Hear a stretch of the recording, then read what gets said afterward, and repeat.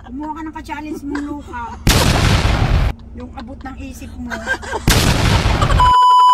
Ilang bigas. Ilang gaso. Pero may 400 pesos ako.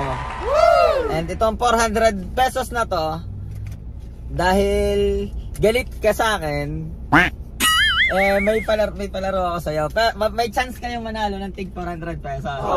Game kayo. 400 ang pera mo, paano tig 400? Aba, marami pa akong Gcash. May 400 Gcash pa ako. Ano yun? Sandali. Guess the logo challenge ka. Guess the logo challenge. G. Tang. Pinya! What? Tang yan, tang. Yung tama si Madam, tama. At Ang logo ay pinya. ala, ano yung logo? Hindi. Hulaan mo kung anong logo to. Logo ng pineapple juice, tang. Tang. Yes. Sure na? Yes. Ikaw, madam? Hindi yung logo. May 2 letter na. May TA na, oh. Tama. Tang yan, sure na? Okay, ang tamang sagot ay... Wait. Pakita ko sa inyo. Ano? Oh, Tanggi. tangi. Tangi. Mas tangi ka.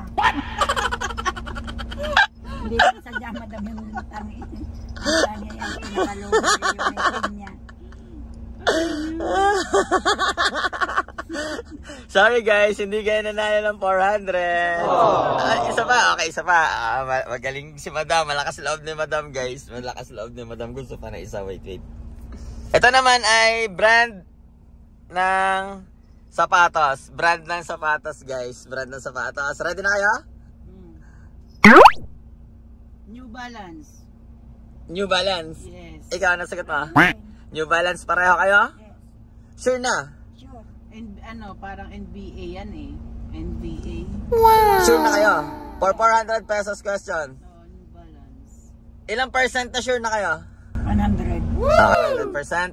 And the right answer is... Ano yan?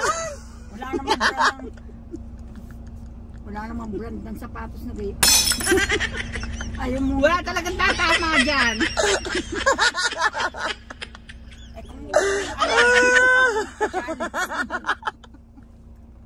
Ano?